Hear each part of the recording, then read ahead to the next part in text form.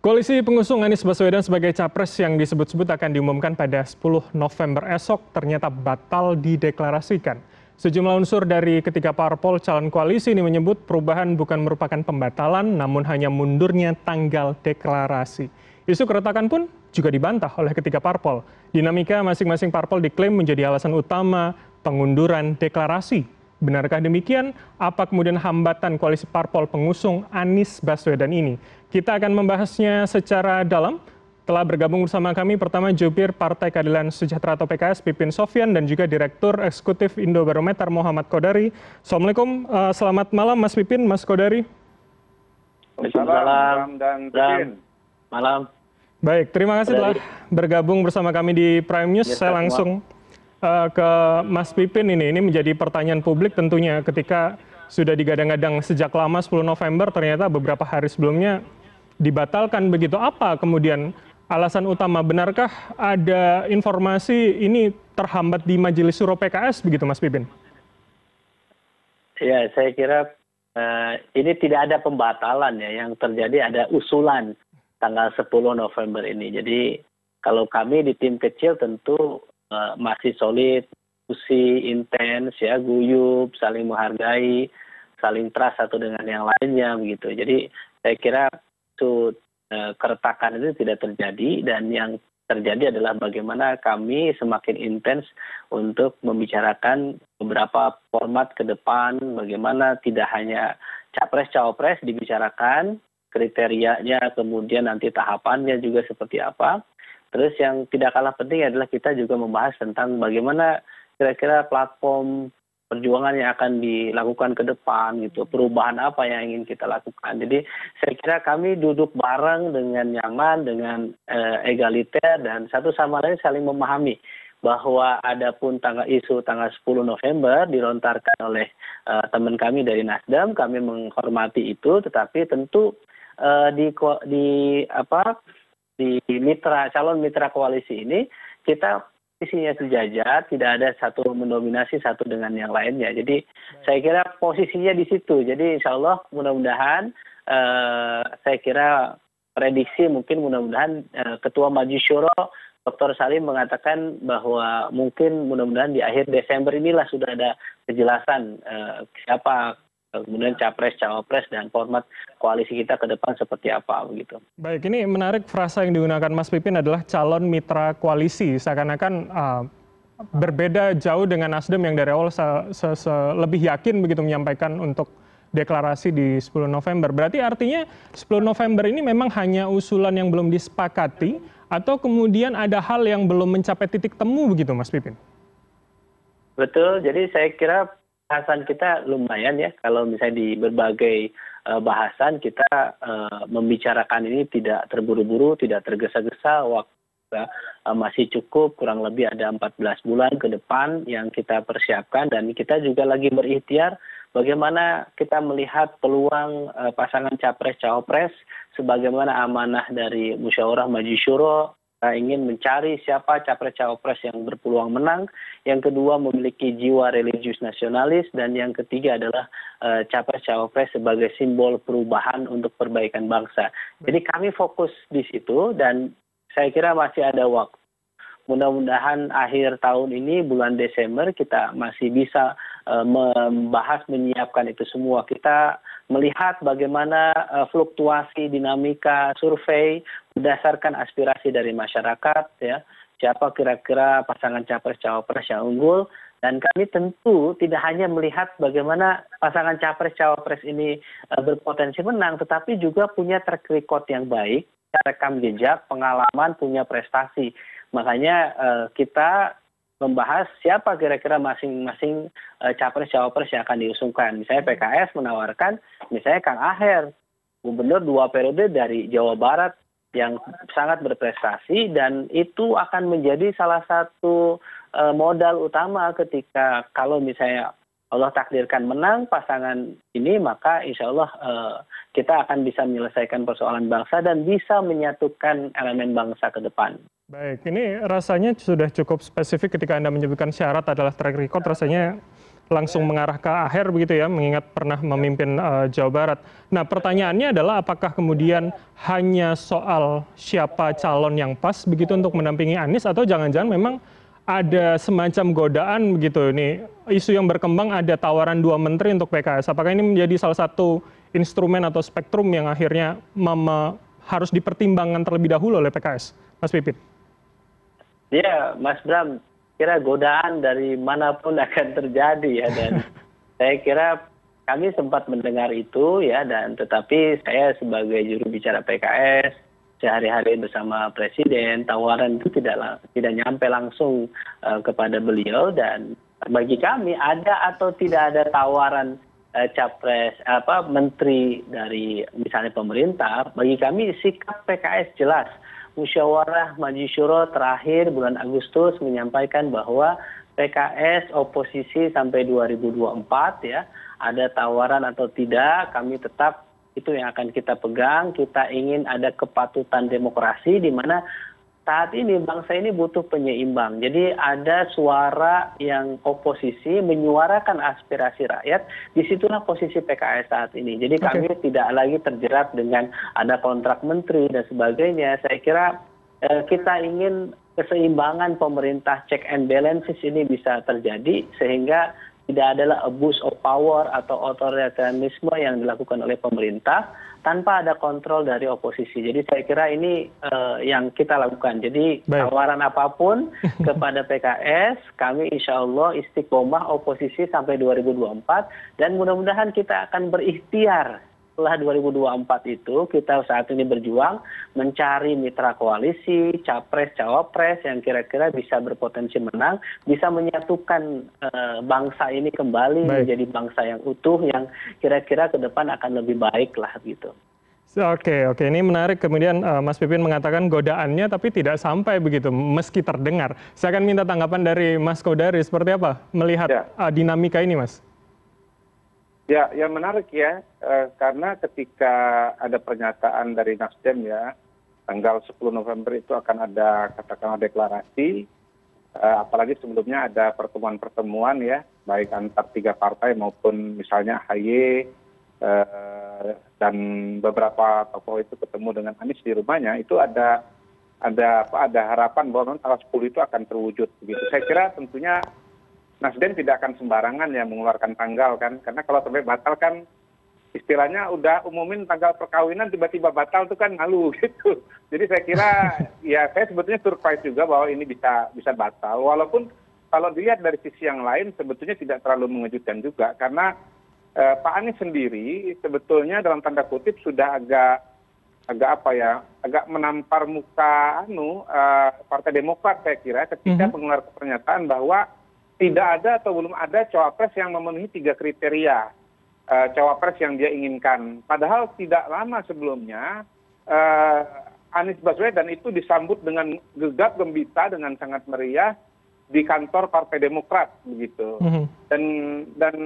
Dan saya aku yakin pada saat itu sudah ada perasaan yang berbunga-bunga dari Partai Demokrat bahwa memang Anies mau dengan AHY gitu, udah yakin gitu. Dan kita semua tahu bahwa Partai Demokrat itu sangat ingin agar AHY jadi calon wakil presiden ya, karena untuk bisa menjadi katakanlah lokomotif suara bagi partai Demokrat begitu. Jadi pertama tentu mengejutkan bahwa sudah keluar tanggal tapi bisa batal, tetapi kalau dilihat dari indikator-indikator yang lain sesungguhnya bisa dipahami atau diduga kenapa ini istilahnya belum jadi atau belum kompak gitu. Dari Mas Pipin tadi ketika mengatakan variabel yang keberapa tadi harus berpengalaman dalam pemerintahan, saya kira itu yang dan langsung mengeluarkan pernyataan nama Mas Aher itu kan betul-betul diametral dengan seorang AHY begitu ya, yang notabene memang belum pernah di jabatan pemerintahan yang tinggi ya.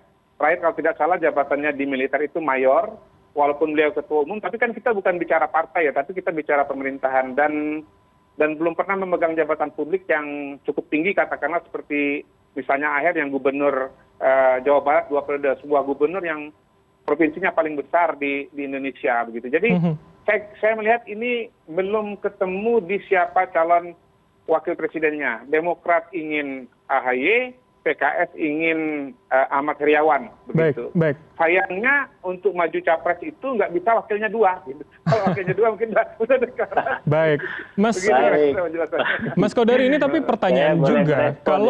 Kalau kemudian pertanyaannya atau yang mengganjal adalah belum ketemu satu nama siapa cawapresnya, mengapa tidak kemudian hanya deklarasi koalisinya saja begitu, supaya jelas petanya seperti apa daripada harus menunggu lebih lama kalau mencari satu nama mungkin dari 2 yang kemudian Anda sebutkan tadi begitu. Seperti apa, Mas? Ya, persoalan pertama adalah memang undang-undangnya sudah mengatur bahwa yang maju itu calon presiden dan wakil presiden. Kalau cuma calon presidennya saja itu namanya setengah-setengah. Nggak bisa cuma mempelai laki-lakinya saja lalu nggak ada mempelai perempuannya. Harus ada dua-duanya. Yang kedua, memang agak rumit nanti kalau sudah deklarasi sama-sama, lalu kemudian wakilnya belum dikunci, itu kalau mau keluar dari koalisi ini, kalau nggak cocok atau kalau nggak sesuai, itu sudah sulit gitu loh. Kenapa? Karena ibaratnya koalisi yang lain itu sudah tutup buku, sudah tutup buku. Gitu. Jadi memang begitu deklarasi, idealnya sudah calon presiden dan calon wakil presiden, sudah menjadi kesepakatan bersama dan itu sudah bersifat katakanlah final dan mengikat. Jadi memang disinilah kerumitan dari koalisi perubahan ya atau koalisi gondang dia ini yang dari awal saya lihat gitu. Kenapa? Karena dia membutuhkan 3 partai politik ya, tidak hanya cukup 2. Bandingkan dengan Gerindra misalnya, yang cukup 1 partai saja dia sudah memenuhi persyaratan pencalonan, sehingga kemudian tidak menjadi rumit calon presiden misalnya Prabowo, wakilnya katakanlah Caimin atau siapapun nanti yang bisa akan diajukan oleh PKB.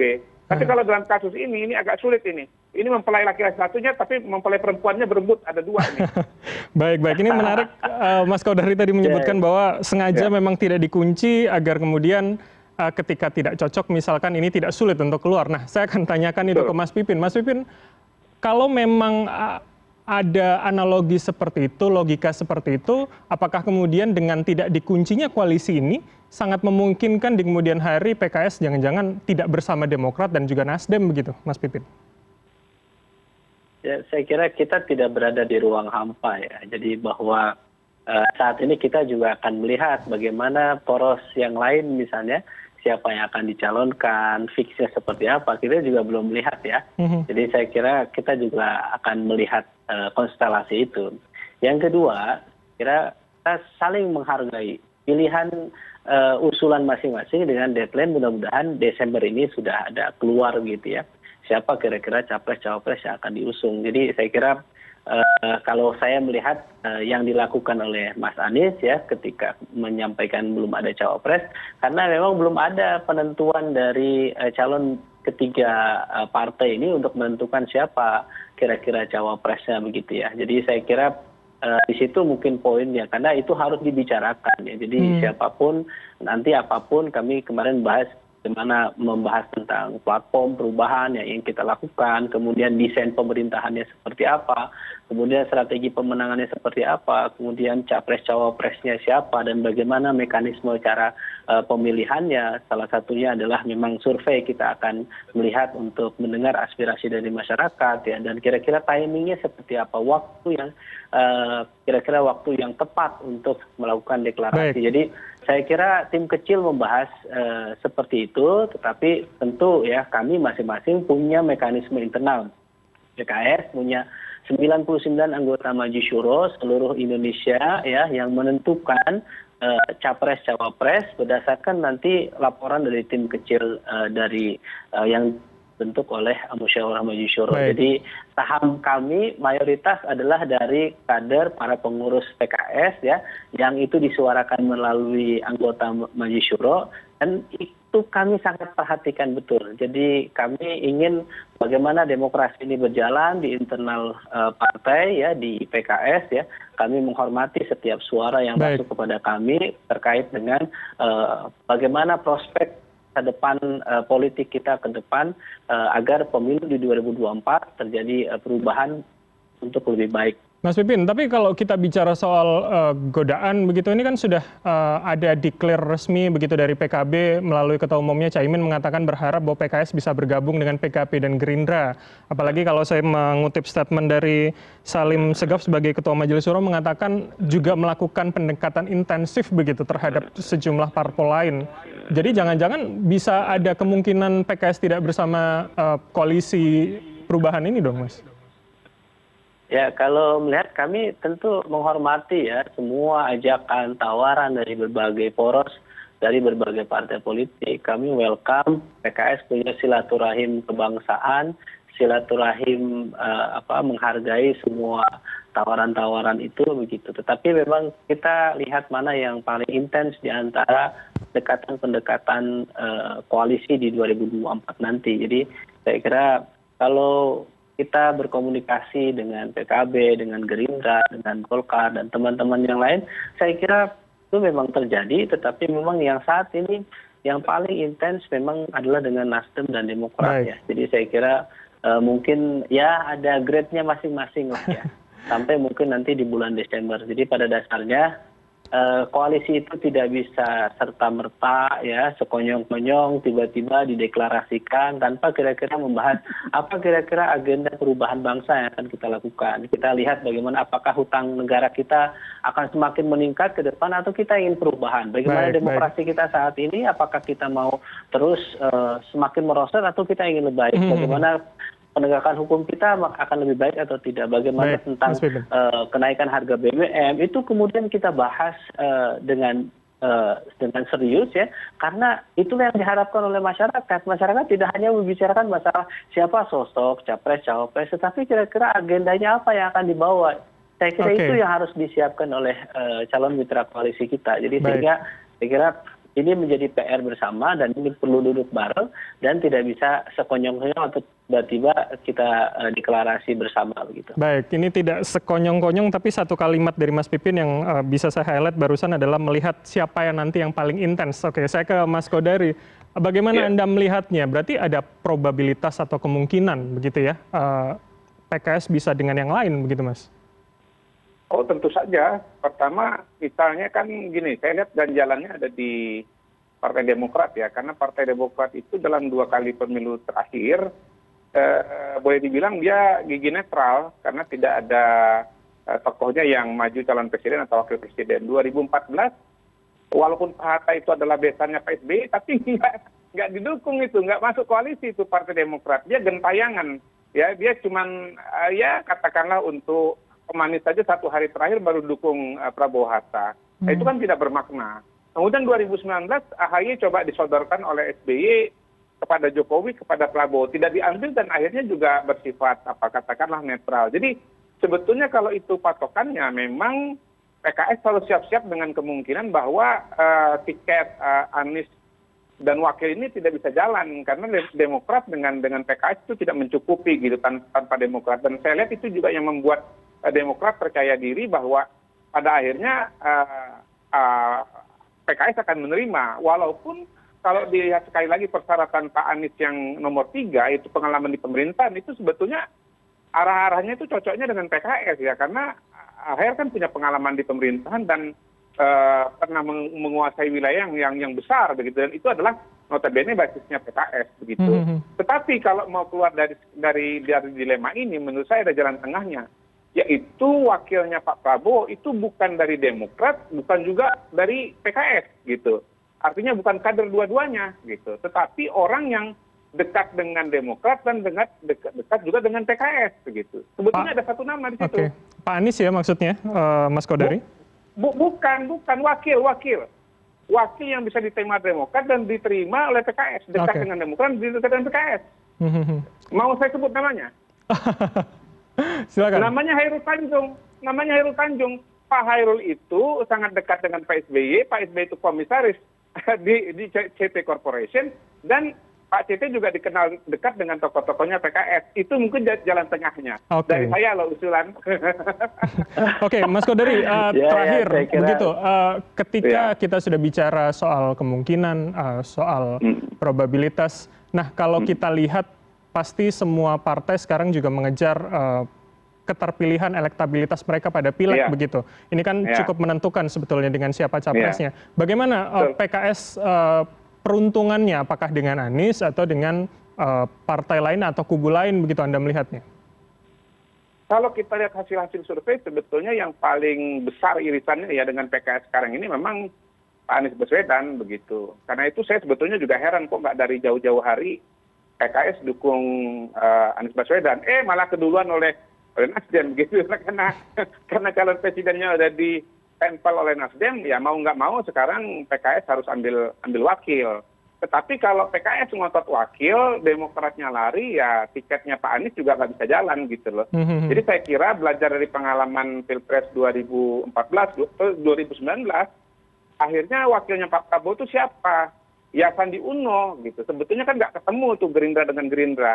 Tetapi ketimbang misalnya dicap dari PKS atau dari PAN atau dari yang lain, akhirnya Sandi Uno diambil keluar dan ya menurut saya intinya sih akan dipilih nanti orang yang bukan PKS dan bukan Demokrat ya, minimal secara resmi tetapi dekat dengan dua-duanya dan bisa diterima dua-duanya. Dan pada hari ini saya lihat ya nama itu adalah Pak Hairul Tanjung. Kebetulan Pak Hairul Tanjung juga punya media dan itu bisa jadi media kampanye. Begitu. Baik. Saya akan ke Mas Pipin. Mas Pipin, bagaimana melihatnya ketika memang akan dengan koalisi perubahan ini, tapi namanya adalah bukan dari kedua Demokrat maupun dari PKS begitu. Apakah ini akan mempengaruhi misalkan soal elektabilitas PKS di pileg? Mas Pipin, terakhir singkat saja. Ya tentu yang pertama saya ingin mengatakan ya bahwa tidak ada ngotot-ngototan ya. Jadi kami ini partai yang rasional ya, yang segala sesuatunya kita melihat bagaimana melihat aspirasi dari masyarakat, dari para pemilih ya. Tentu itu jadi patokan bagi kami. Jadi kami nanti misalnya kami menghormati kira-kira nanti koalisi yang akan terbentuk nanti, kemudian capres kira-kira menentukan siapa cawapresnya. Jadi dan siapa yang berpeluang menang di situ maka kita tentu akan siap ya. Jadi saya kira tidak ada ngotot-ngototan, tidak ada bersih tegang siapa kira-kira capres cawapresnya. Kita duduk bareng, kita dengarkan aspirasi, kita lihat fluktuasi suara dari masyarakat, kita lihat dari berbagai hasil survei internal yang kita lakukan dari waktu ke waktu. Saya kira tidak ada kekhawatiran itu dan tentu masalah bagaimana pilpres berpengaruh kepada pileg atau kita sebut sebagai ekor jas atau kotel efek itu berimbas kepada elektabilitas partai itu salah satunya tentu ya. Jadi saya kira kita butuh ke depan ketika capres kita misalnya Allah takdirkan menang ya, kita punya takdir terbaik di 2024 nanti di mana pasangan koalisi kita menang, tentu membutuhkan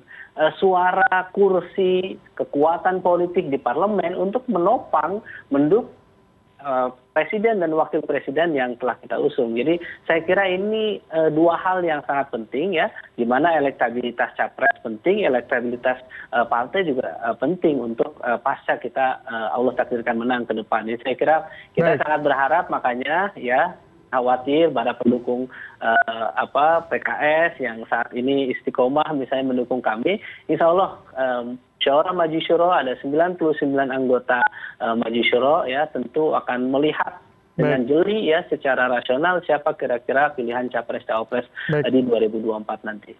Baik Mas Pipin, ini kita tunggu bagaimana keputusan akhirnya yang kemudian Anda sebutkan mungkin di akhir tahun seperti apa, di mana kemudian pelabuhan begitu ya. Kalau kemudian Mas Kodari tadi menganalogikan ini prosesi pernikahan begitu. Terima kasih atas waktu Anda Mas Pipin Sopyan, jubir dari Partai Keadilan Sejahtera, serta Muhammad Kodari, Direktur Eksekutif Indobarometer telah bergabung bersama kami. Selamat malam, salam sehat selalu Mas-mas kalian. Terima kasih, Assalamualaikum. Waalaikumsalam.